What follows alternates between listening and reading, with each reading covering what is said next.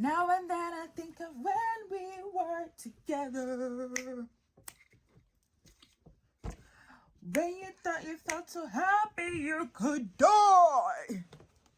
All right. Felt so lonely in your company. Well, I'll admit that I was low. It was over.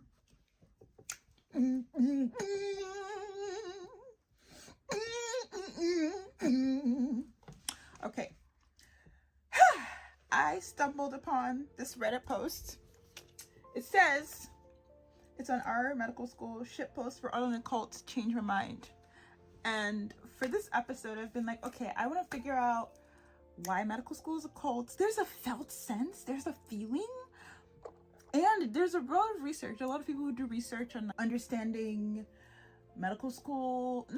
understanding cults, right? Like, and it's usually from a religious perspective, the perspective of different religions and the things they believe. And I had experience with that. Catholic Church, how it's practiced in certain parts of Africa, West Africa, JW, a lot of religious movements, people are like, oh yeah, that's a cult, right? Medical school, however, there's just something that's harder to pin down, right? So I found this, I just Googled before I started recording this. I was like, there's this person, I bought her book. Her name is Daniela Mestenek, and she got her PhD studying cults and has a whole YouTube channel called Knitting Cult Lady. And I read some of her stuff, and I'm waiting for the book to come in so I can dig a little bit deeper into it. Because kind of like, let me look for what's an official, not official, but is there a list that says exactly what a cult is? Like, is there a place to go and find out this information? And I stumbled on this thread from 6 years ago, and this person is like, shit post, we're in a cult, change my mind, sarcasm. And this is on our medical school. And I was like, this is amazing, because it says here, criteria that define a cult. I'll see if I can put a picture and screenshot. This is what it looks like. Criteria that define a cult: questioning, doubt, and dissent are discouraged or even punished. Tell me that's not medical school. Seriously. Tell me that is not medical school. Questioning, doubts, and dissent. Doubts.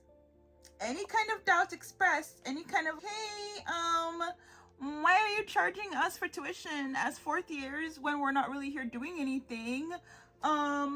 Why am I getting charged to work as a third year while on clinical rotations? This feels weird. Why is the price of residency application so high? This makes no sense. Why is the MCAT a thing when we already see that all it does is predict income status and not actually how successful you are as a physician? Why is it rare to see people in wheelchairs as part of the class in medical school? Why is it that we're all just here pretending to be a version of ourselves that's acceptable, but we're not really being ourselves? Like, the way we act outside of here is like entirely different from how we act when we're around each other. Why are we not saying what we really think? Why is everybody thinking the same thing, but nobody's saying that out loud? Why do we suppress ourselves? Discouraged or even punished is crazy. I mean, case in point. For those who are listening, I'm gesturing to myself. Okay, the next one. Mind-altering practices such as meditation, chanting, again, because usually cults are from a religious place, meditation, chanting, speaking in tongues, denunciation sessions, and debilitating work routines are used in excess and serve to suppress doubts about the group and its leaders. I don't know why I'm shouting. But used in excess, debilitating work routines Debilitating work routines. That one got me. I was like, oh, by the way, this is the first time I'm reading this list. I don't know why I'm saying that one got me, like I looked at this before recording this. No. This is the first time I'm reading this list. I've been putting off recording this episode because I'm like, I don't have enough background. I don't have enough research. I don't have enough evidence. I don't have enough. I just, where is the research? Where is the literature? Where are the references I can point to? And you know what my reference is? A Reddit post. So this is academics. Okay, this is science. This is serious information. I don't know where this person even got this from. They didn't even quote it, but it just says criteria that define a cult, and this is my reference. This is the truth. Okay, back to the topic. I'm standing and sitting and trying to find my rhythm, and you know what? It's working out great. Thank you for asking. Okay. Debilitating work routines. I feel like I need a little spritz. I feel my face feels dry. That's by the way. Oh my gosh. Debilitating work routines. Yes. I'm postponing talking about it. So I'm like finding all these reasons to not get into it because this one is a doozy. I wonder how many people who are currently in medical school, if they got the opportunity to be clear of mind, aka if they got a chance to just pause and consistently get 2 weeks worth of 8 hours nights, 2 weeks worth of sleeping 8 hours a night and sleeping well, would reevaluate their whole life choices about whether or not they want to be in medicine. I wonder how many residents would be like, what the fuck am I doing here? I wonder how many people, if they got a chance to just take a break, like a clean break, would come back. I wonder what would happen if after the 3rd year of medical school, the clinical year, people were given a month to just decompress. No studying for STEP, no nothing, no, just a break. Go away, come back. Which is also why gap years are frowned on. Honestly, taking a gap year is what changed my life. And I thank myself and I thank my mental health for being so shit that I needed to take a gap year. If I didn't take that gap year, if I was in well enough health mentally, you know, like hanging by a thread, but not really, you know, the thread gets thin sometimes and it gets thicker sometimes and it's like, you know, bandaged and the thread just, no, my thread was like breaking. So I had to step away. In stepping away and actually getting better, which is so fucking funny because the person that helped me get into psychiatric treatment is also the person that kicked me out of medical school, but that's a different story for a different topic. Anyway, yeah, so it's like they want us to be well, but not well enough.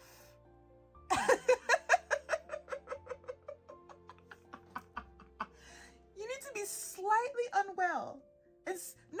Like just chronically sleep deprived or chronically hooked on some substance that helps you cope. You know, we don't talk about the addiction. We don't talk about that word. But you know, like debilitating work routine. Oh, that's right. Work is an addiction.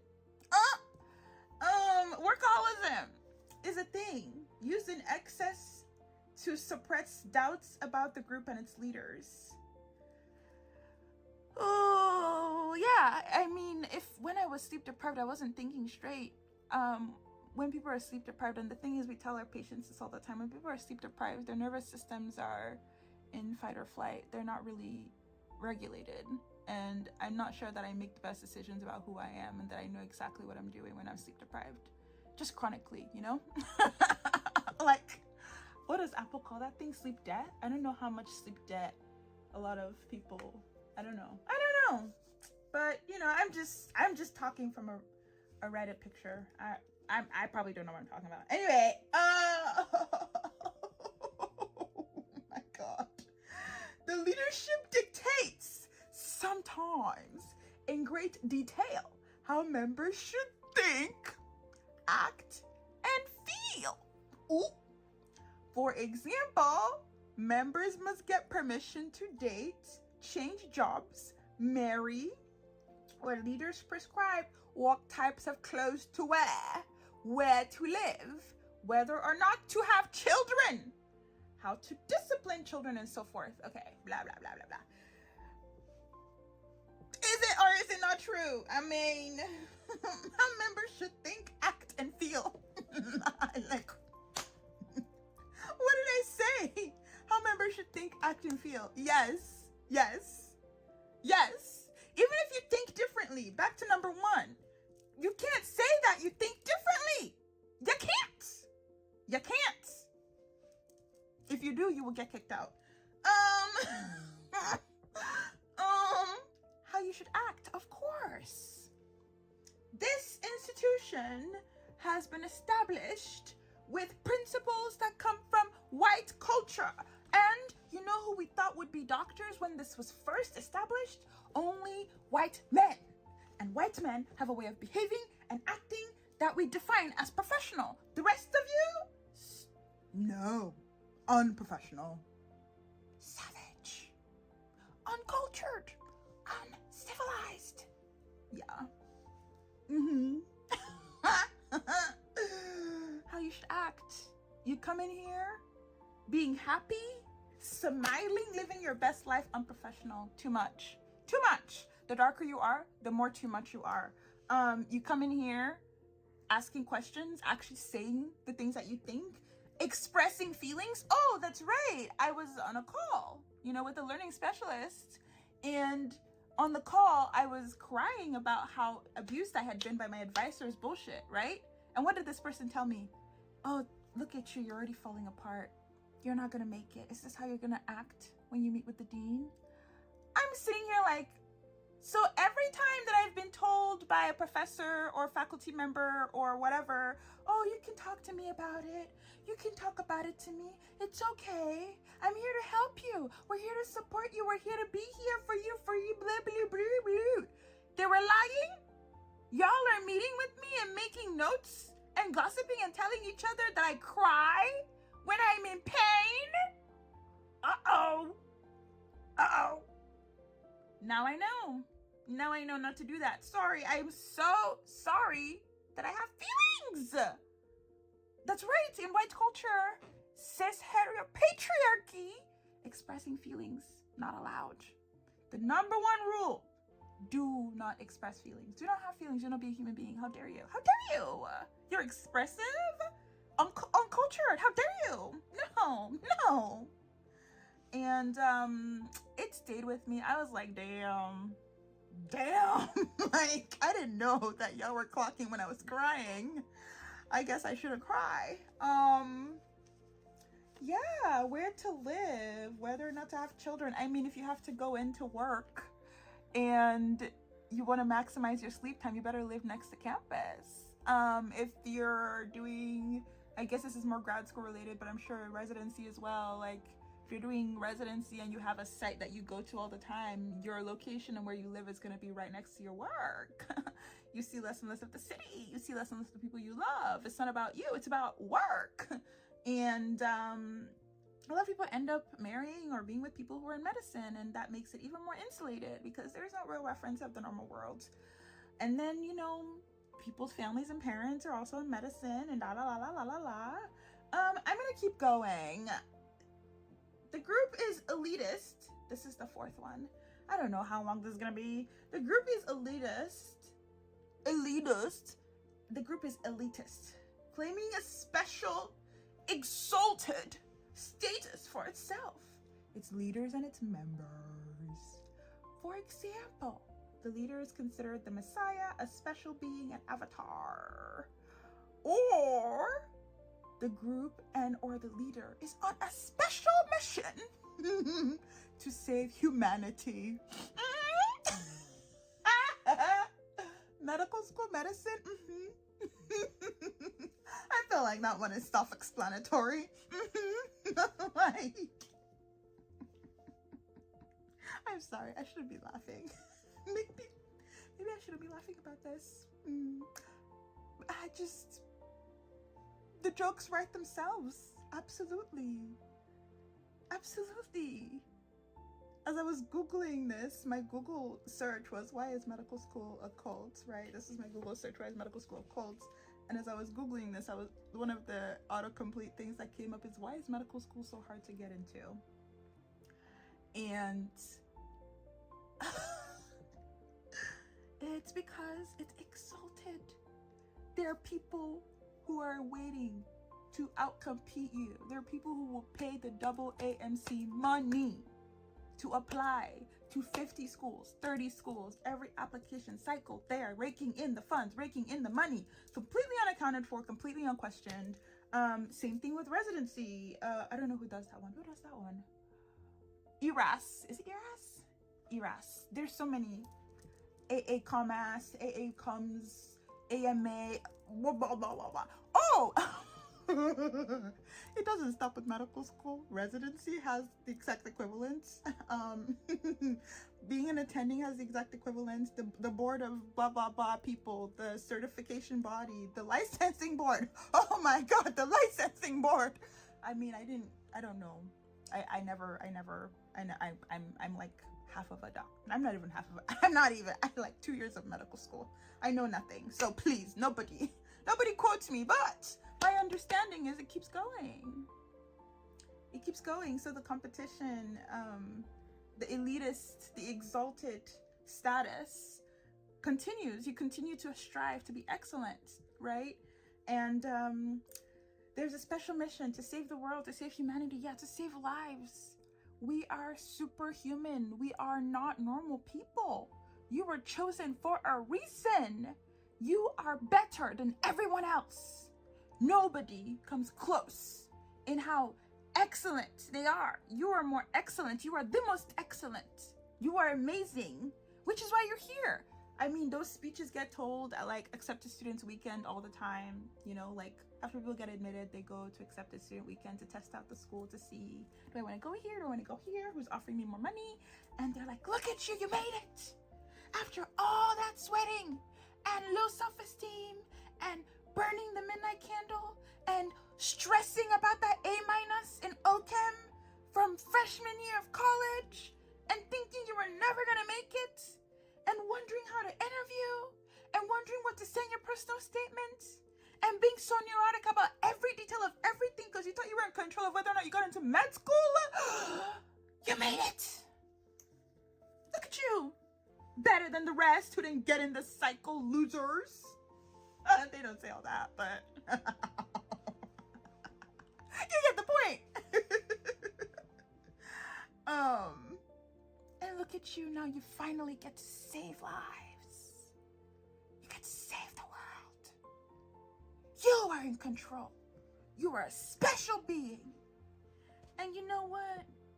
Glug, glug, glug, glug, glug, glug, glug. I drank it. It was nice to be acknowledged. I felt special. As I should. It took work to get there. And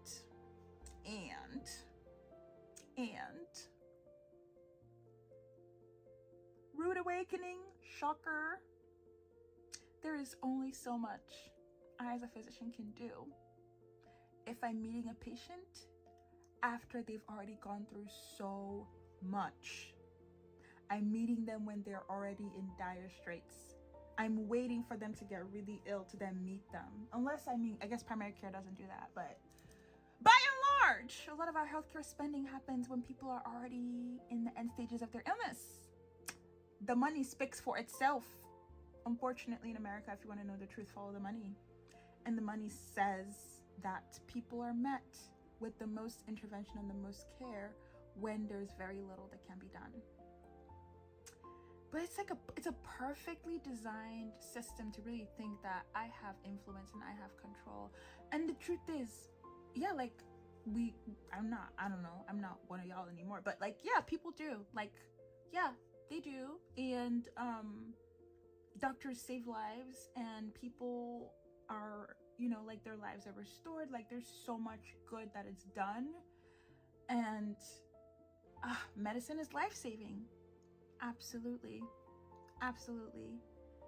And there's so many populations of people who would be helped if we didn't wait till they got to the hospital.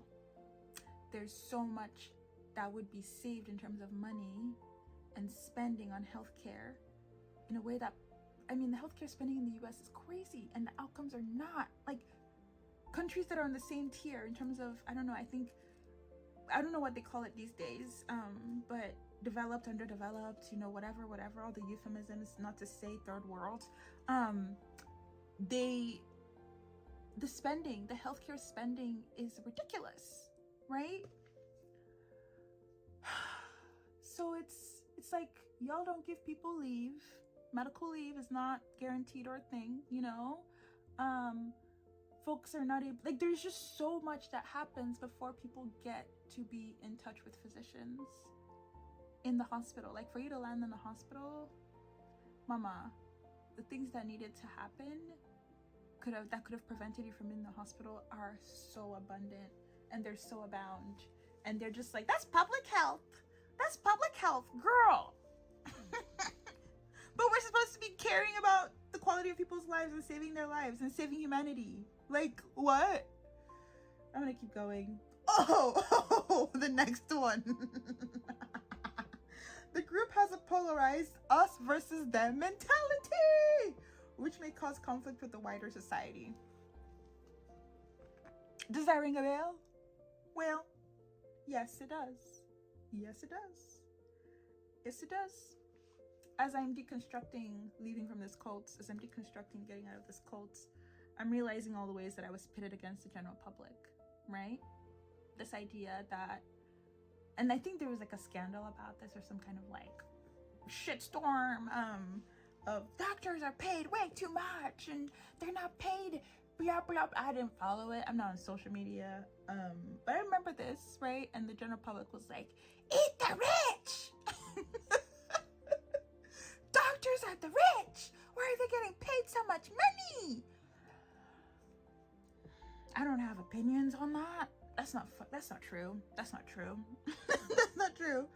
I have opinions, but they're neither here nor there. And it's not simple, and it's not like one thing or another. So I'm not going to go to that. I'm not going to let that, you know, follow that thread. Point is, that's just one aspect of the us versus them, and one recent manifestation of it that was like happening on a broader scale, on a wide scale. And it's interesting because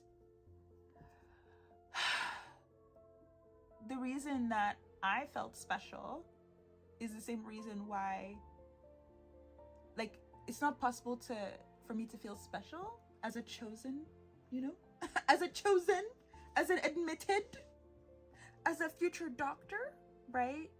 It's not possible to feel special and not feel separate from. And it fueled this notion that somehow I was better than the next person. That somehow making it this far and being one of the chosen, just the process itself and how hard it is and how much people put into it.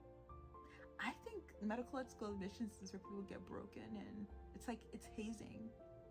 It's hazing. So then the rest of it, there's so much less questioning that happens. Like, just imagine if, you know, medical school admissions was not as difficult or as like complicated as it is, right? And people actually got to be like, I want to go to medical school. They're like, okay, come on in. If you treat me like trash, I'm leaving. But I've already inflicted so much trash on myself before I get there that I don't really question much. I'm straying away from the point, but this us versus them mentality, it starts with admissions, and yeah, causing conflict with the wider society. I think that the conflict is with what I find normal and what I find abnormal, right? It's really weird to pay money to work. Third and fourth year, I believe, should be free. I think first and second year too, if we're being honest. I mean, a lot of the material and how we learn it and stuff, like the curriculum itself, a lot of people use third-party materials and they're fine, you know? Like, it's nice. Lecture and office hours with faculty is very nice. And if we're being honest, it's not providing the value that it once used to. I imagine in the olden days, the lecture hall was the only place you could get that information, but that's rapidly changing, and medical education is not even acknowledging the fact that the value provided is not what it used to be. So where did that come from? causing conflict. Oh yeah, and I say that because it, like, I'm required to devalue myself. Like, I don't really get to bargain and be like, this is what I'm worth. I guess they say that you get compensated for it when you graduate and you start making real money, you know, those big doctor money bucks. And maybe that's true, but I don't know. There's just a lot of things that are normalized within medical school that are not normal in the real world. And even medicine itself, right? Like, insurance companies getting to decide whether or not a patient gets care. That's fucking weird. Isn't it supposed to be the doctor who determines it?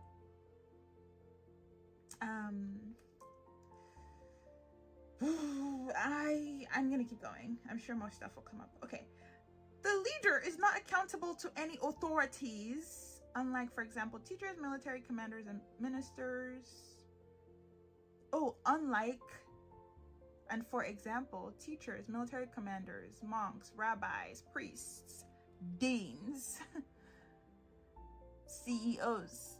I guess there's technically accountable to the chancellor, the regents. Technically, I'm talking about UCSF. I'm trying to think of their leadership structure. Nothing makes sense either. Faculty are accountable to someone, except not really if you're tenured. I don't really know. Yeah, there's not a lot of, they're supposed to be accountable to the people they're serving, which is students, right? And they'll have this like, come give us feedback. We like your feedback. It helps us so much. Don't do it. They're lying. It helps us. We love feedback, student feedback.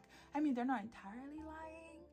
They do like feedback, but only if the feedback is something that they were thinking of doing anyway, or something that doesn't really challenge much. Then you get an award. You get an award for giving them feedback or working on their curriculum with them. Then you get credits in the reader. They're like, the student improved this module. It's like amazing.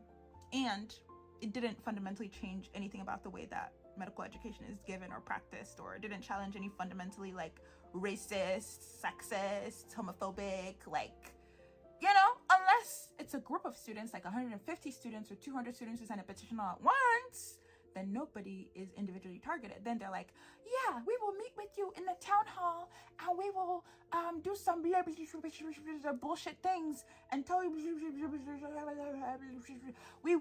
have your best interests at heart and we really, you know, just like nothing changes. Oh, and then when you move on and 2 years later this happens again, because you're so sleep deprived and tired, the students who are currently going through what you went through, they don't even get it. They don't get to know that this happened already and that somebody tried to fix it. So the same problem keeps happening again, and we separate you from each other intentionally so that you don't talk to each other and know that you are facing the same problems. Oh, you also think that you're alone in your struggles.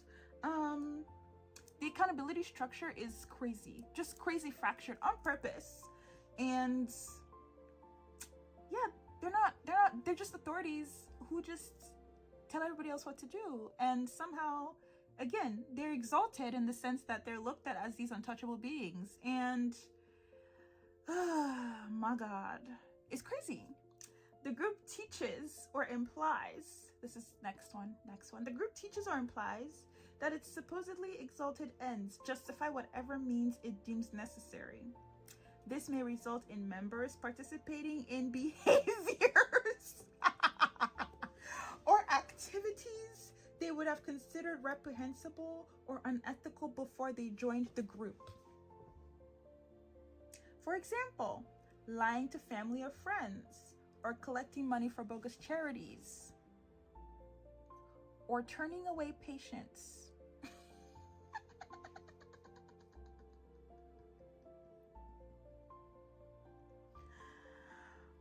Or turning away patients.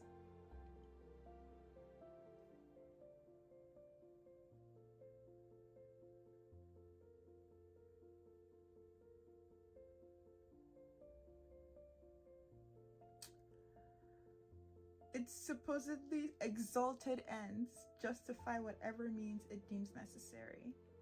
I see this all the time. Faculty members having to justify why they need to focus on a certain topic, right? Like when I would ask questions, they're like, that is such a good point and there's so much that needs to be fixed, but we need to focus on this topic we're talking about today. and we need to control what we can today, right now.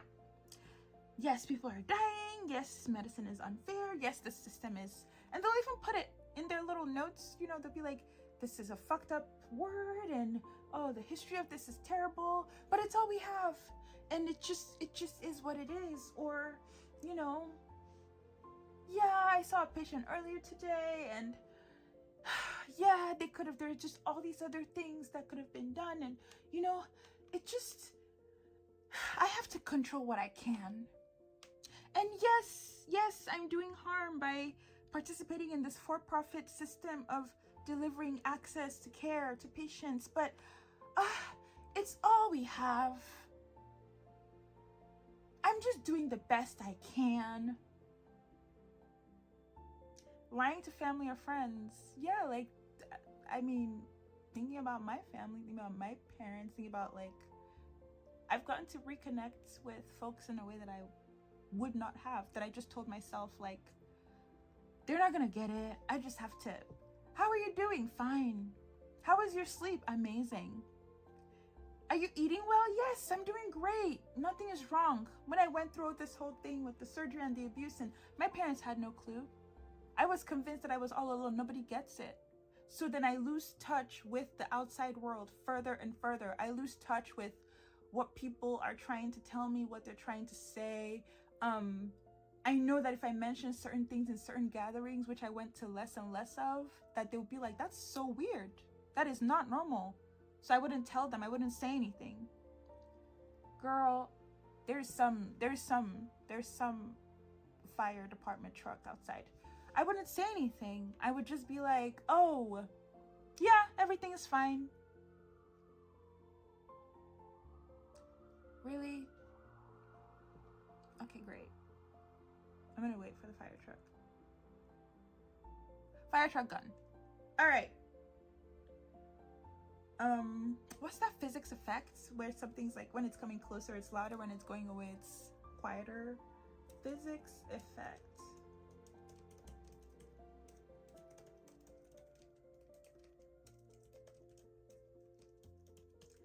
The name is coming and going.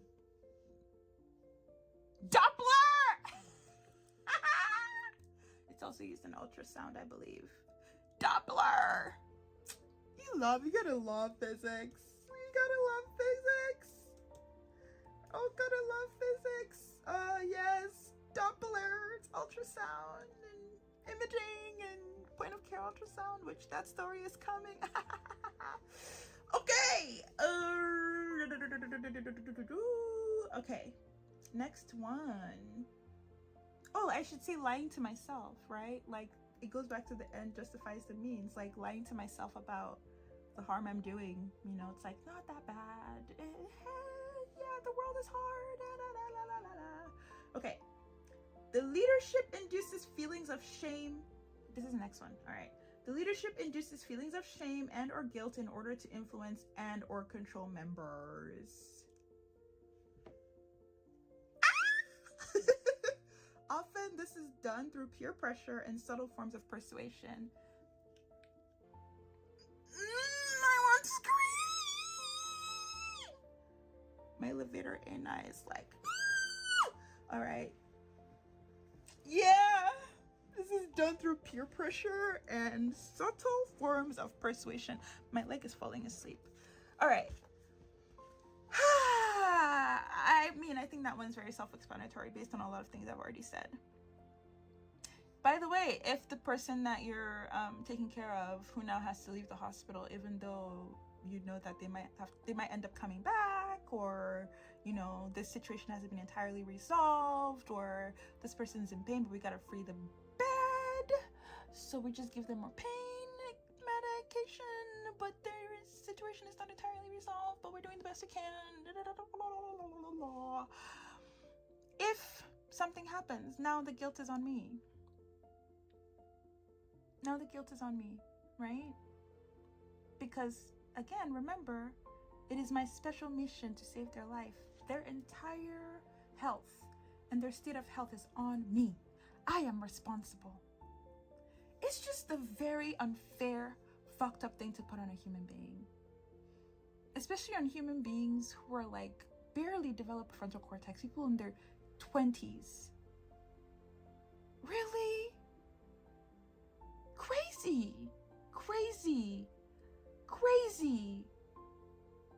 Like, are you kidding me? If you sleep too much and you don't show up for your patients and you're tired and you're not feeling well, I guess you're not a good enough doctor. Look at all the people who are needing your help and waiting for you. Oh, you have a fucking headache? Suck it up. Look at how a patient chart. Oh, you didn't sleep enough. Oh, you have a migraine. Well, we got a round at 5 a.m. Why aren't you here? It's for the patients. It's for the patients. Oh, you haven't taken it. Oh, It's for the patients. What are the patients gonna do? You swore to do no harm. You chose this life. This life chose you. This is a calling, but also a career at the same time. But it's also a calling. It's a spiritual higher calling. But also you're supposed to make money from it. But also you're supposed to pay to go to school and be trained. But you're not really getting value out of it. But you can't question that. I don't know. Peer pressure. Okay, you finally are like, you know what? Fuck this. This is really weird. Like, I'm feeling this way. And then you tell your classmate and they're like, can't relate. Or, that's weird. Or the person just looks at you crazy. Or you're like, I'm not going to say anything, but I'm just like looking around and everybody seems to be doing fine. I guess I'm just weird. I'm just strange. I'm the only one struggling. Or, oh, what if I talk to this person about it and they go fill a form to report me? Or what if I have a hard day and I tell someone and now they're going to look at me strange and different and they're going to think that I'm not good enough? Or what if I tell my attending and then they think that I'm unstable and I can't handle patient cases and that affects my reviews in the specialty that I may want to go to or may not want to go to, but it affects my overall performance?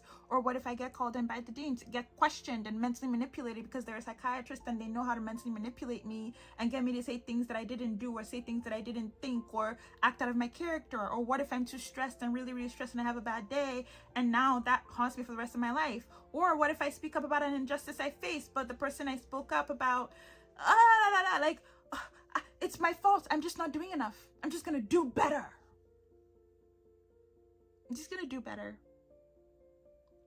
Forms of persuasion. Inducing feelings of shame. Yep. Shame. It's you. You're the problem. Something is wrong with you. You need to try harder. Look at everybody else. Somebody's struggling. Just you. Just you. Everybody else is fine. Why did you come here? We made a mistake admitting you here. You took someone else's spot. Somebody could be in your spot right now thriving. Why do we have a less than 100% graduation rate? Oh, the people who didn't graduate just were not cut out for this. The rest of you, good job.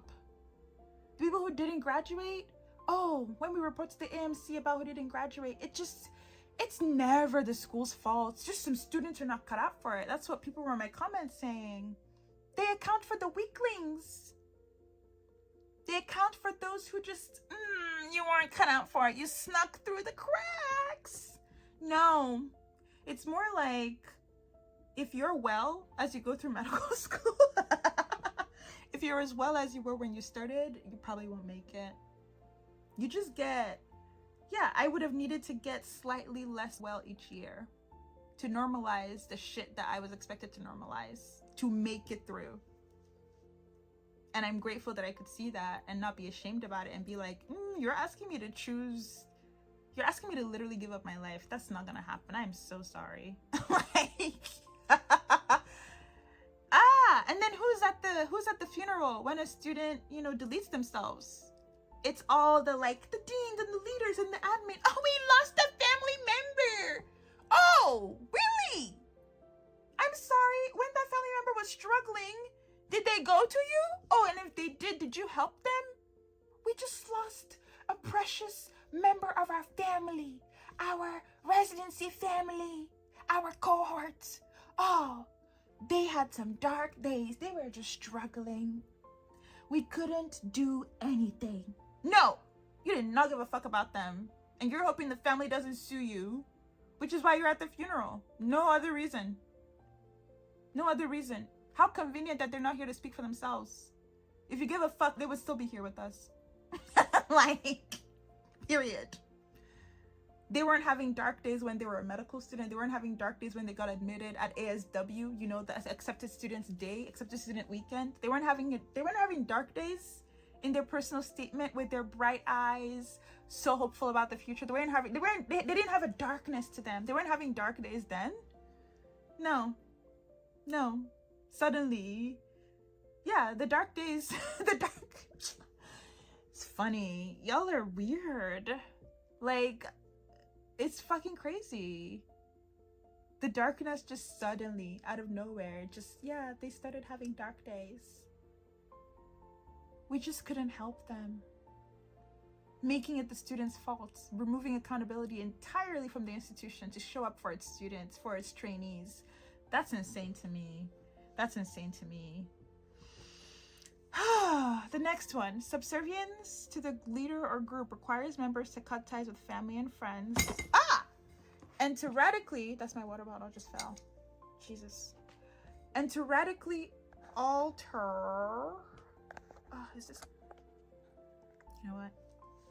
And to radically alter the personal goals and activities they had before they joined the group. Okay.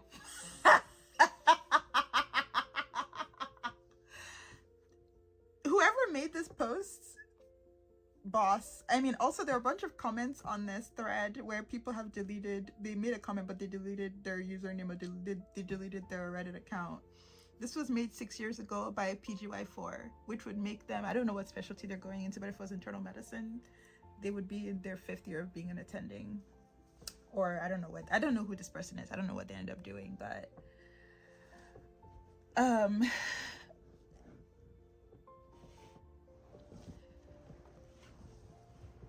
yeah, it does require members to cut ties with family and friends. It does require altering personal goals and hobbies and activities that you had before you joined medical school.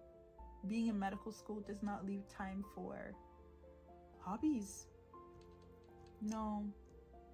I think preclinical, there's some flexibility, right? Like, people are like, I'm living my best life preclinical.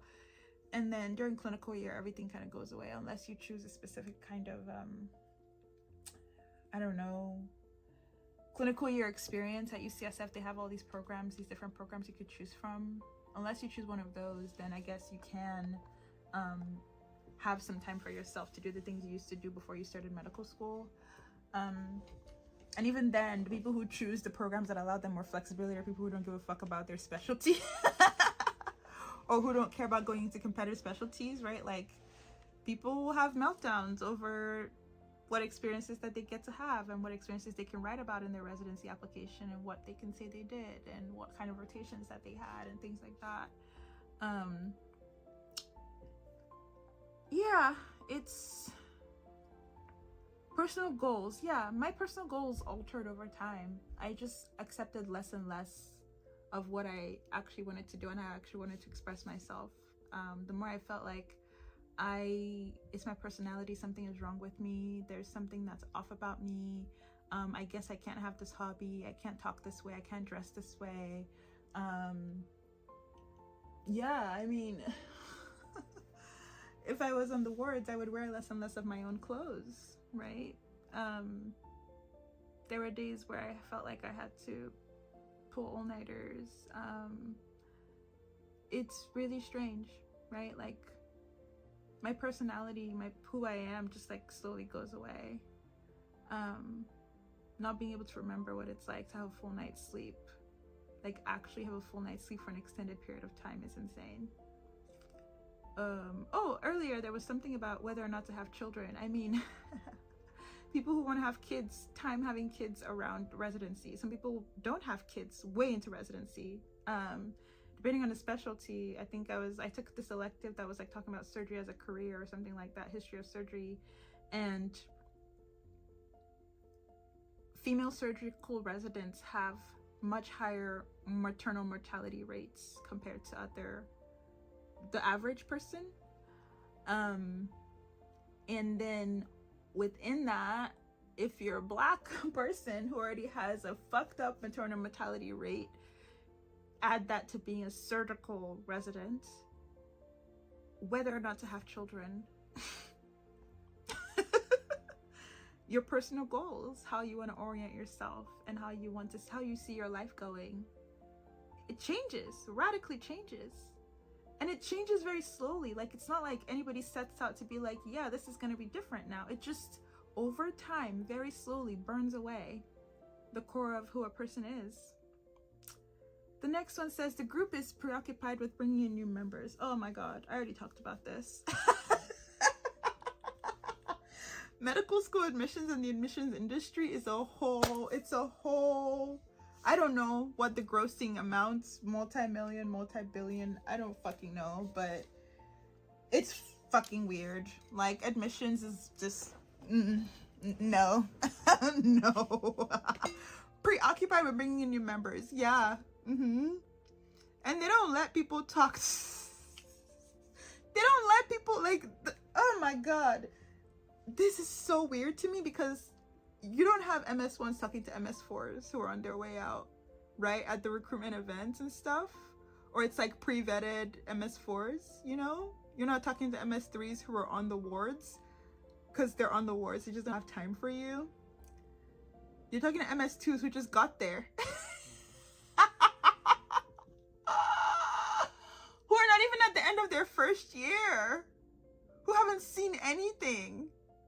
And somehow also, like, I remember when I did recruitment twice, because that's how I was an MS2 twice, and it somehow was my responsibility to recruit students and to, like, convince, I mean, I hosted them at my house, you know, and the students are roped into doing this. And the truth is that other students go off of what students say, right? There's just such little connection that admin have to the school speaks for itself, but I remember like pouring my all into speaking so highly of the school and trying to talk about how I had been, and up until that point, right, I thought I was being supported. I was being scammed, which is like a whole other, I was being supported by one person. When that one person left, they were like, you gotta go too, and you know, whatever. But this person was like, you know, fighting my battles and behind the scenes, like really advocating for me. And when they left their leadership position, that was a wrap. And yeah, I was a really good weapon of recruitment. I was a really good weapon of recruitment for the MSTP. The director even came up to me and was like, yeah, you really did a good job recruiting, a little too good of a job, right? Because I was very open about, I have had this challenge and you know, and I put my heart and soul, and I was recruited to recruit more people. And somehow I bear it on my heart that I gave information that is incorrect, and I also respect that people make their own decisions. But yeah, there's an obsession with recruitment and putting your best foot forward, and students are recruited into recruiting. And at the time I felt like it was such an honor to be an ambassador, you know, for the school, and to have people like participate in these recruitment events and blah blah blah. I felt like it was such an honor because I appreciated people who had done it for me. But it's free labor, it's exploitation, and it puts undue responsibility on students who are supposed to be there as students to make sure that the people who are coming in, who are going to be their colleagues and they're like people who come after them, are a certain kind of person. And it also is really strange to, yeah, so the students end up reflecting, the students who are admitted end up reflecting the students who end up coming there, because who you connect with, or the vibe of the school, the culture of each school, like the feelings, that it gets very, very, everybody is the same, homogeneous.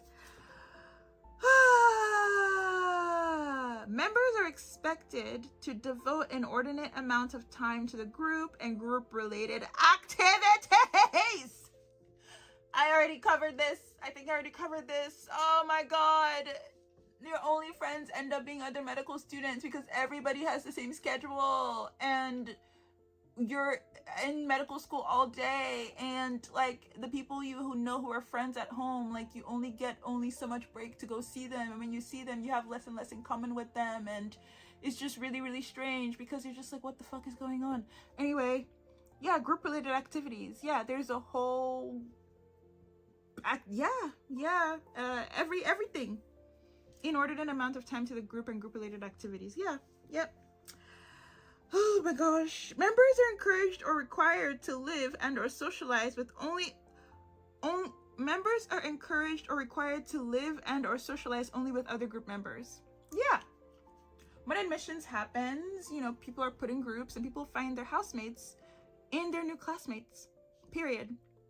I never lived with other medical students, and I noticed how hard it made being in medical school for me. It made it really hard for me to be in medical school because there is so much that happens offline that isn't just like being in class with people or being in small group with people, right? There's like people talking about their experiences in like small group or what they learned in their small group or what their facilitator said. There's reminding each other when assignments are due. There is talking about, you know, like there's just so much. It makes it so much easier to have a temperature and to have a handle on what's actually going on in your class when you live with other medical students, right? And I never chose to live with other medical students because I was just like, no, I don't want medical school and medicine to be my whole life. And it would have been easier to live with other medical students, especially in those preclinical years, like while I was getting oriented and settling in, right? Like I saw how people would study together with their housemates, or they would go to class together, you know, or talk about like, oh, I've already reviewed this like thing, this lecture wasn't really useful, look at this other thing instead. Oh, my facilitator, and we did a lot of like sharing materials with each other. But when you live with other medical students, it's just so much easier. And then the unofficial stuff that nobody will say out loud, you get to hear it from each other. And there's just this feeling of community and grounding, right? And just, I'm not alone, you know? That sense of like, yeah, there are other people here. Or, you know, even in student housing, like finding other people who are also in medical school, right? Like really, really, really, it's nice.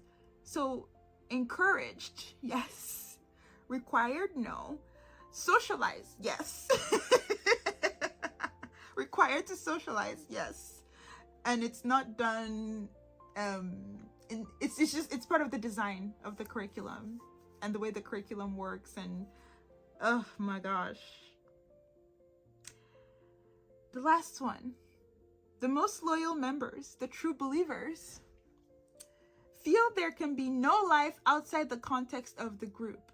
They believe there is no other way to be and often fear reprisals to themselves or others if they leave or consider leaving the group.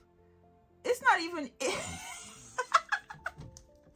living proof right here. It's not even if, it's just nobody talks about leaving medical school.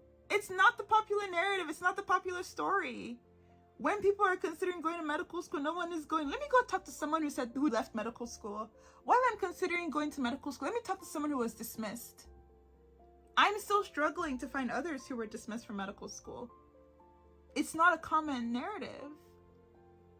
Dismissal equals going to another medical school, or dismissal equals disappearing off the face of the earth.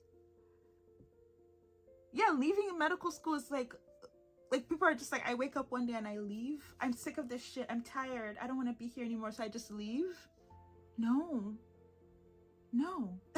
That's not an option. Because there's just this sunken cost. There's this sunken, I don't know people's reasons for not leaving or leaving. I can't speak to that. It's just, I don't know that I would have just been like, I'm leaving. Even when I was being treated the worst, I wasn't like, I'm leaving. I was like, I can do it. I'm gonna keep striving. I can do it. I can try. I can keep trying. I really thought it was my fault. Again, the shame, the blame, the confusion, the feeling like I was all alone. All of that. There is no other way to be. I couldn't imagine another life for me that wasn't getting to the end of my MD PhD. And that's the thing. Medicine and medical school comes with a life plan. There is a life plan. There is a prescribed life plan. There's a training path. There's residency. There's a job waiting for you. There are all these like career paths that are done within. It's your whole life. Once you get into medical school, throw out your 10-year plan. You don't need a 10-year plan. There's one that has been drafted for you. And so imagining another way to be, it almost feels like throwing away the rest of, it would have felt like throwing away the rest of my life that was already guaranteed and that I could see very clearly. That's scary. Why would I do that? Why would I do that? And I didn't realize that I was making choices to leave very slowly, right? The more I had these boundaries and the more I had these things that I would not compromise on, and the more I was like, I choose life. They were like, you gotta fucking go. Get the fuck out. I was like, okay. But yeah, I was like, I'm gonna get on and record this and just see chats. It's dark outside. It's been raining the past couple of days. It's cloudy. It's weird. I had this light on this whole time because I was like, without this light, it's gonna look like this. So I'm glad I had that soft little glow. And oh, too bright. And I'm really, really happy to be doing this. My hope and my plan for future episodes is to just go through and talk about some more stuff. The stories are endless. The narratives are endless. When the book Uncultured comes and the more I read it, that'll also inspire the things I'm going to talk about. I'm still telling my story on this channel that you're probably watching this on. If you're watching on on Apple Podcasts or listening on Spotify, I have a YouTube channel where I talk about getting dismissed from medical school. And yeah, that's just like a living archive of my narrative and what has inspired this podcast. And I will chat to you all soon. I hope everyone's well. I know there's a lot of shit things happening in the world around us. I hope you all stay well. I hope you find a wonderful song to jam out to. Highly recommend Purple Hat by Sophie Tucker. I've had it on repeat for a while now. And that you find some joy in your lives and that you hug someone who you care for or yourself. And that you are in good health. And the people you love and who love you are in good health, and that you're taking care of them and letting them take care of you. Okay, that's all I have. Goodbye.